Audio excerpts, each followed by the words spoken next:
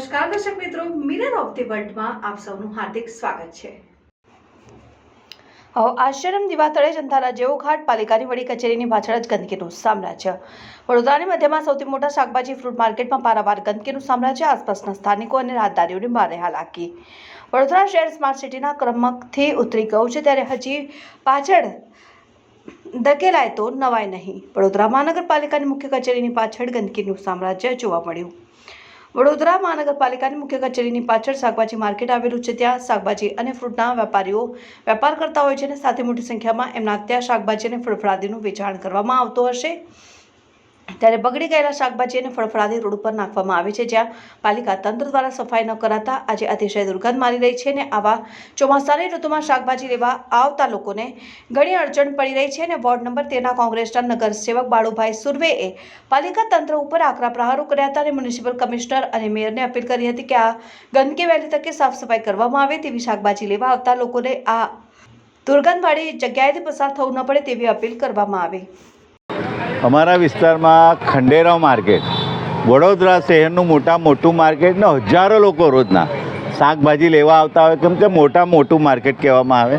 પણ તમે ખંડેરાવ માર્કેટની પરિસ્થિતિ જોઈ શકો, કચરાના એટલા ઢગલા હોય, એટલી દુર્ગંધ મારતી હોય। કોઈ સિનિયર સિટીઝન હોય, કોઈ બેન હોય, કોઈ ટુ વ્હીલવાળો આવતો હોય તો એમને કિચડમાંથી, એ દુર્ગંધમાંથી, એ કચરામાંથી ચાલવું પડે છે અને કોઈ પણ ટુ વ્હીલવાળો સારી રીતે ના જઈ શકે, કેમ કે એટલો કીચડ છે તો પડી જાય છે। હમણાં જ આપણી સામે એક જણ ભાઈ પહેલાં પડી ગયા, એમને થોડી ઈજા પણ થઈ।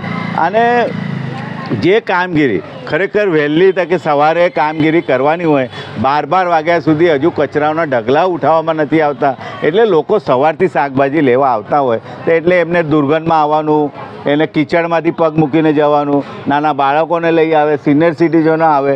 એટલે ખરેખર આ જે અધિકારીઓ છે ફક્ત ને ફક્ત વાતો કરે છે, એવું બતાવવામાં આવે છે કે અમે બહુ સ્માર્ટ સિટીના નામ પર ખૂબ ચોખ્ખાઈ કરી દીધી છે અને ફક્ત ને ફક્ત કાગળ પર જ બતાવવામાં આવે છે।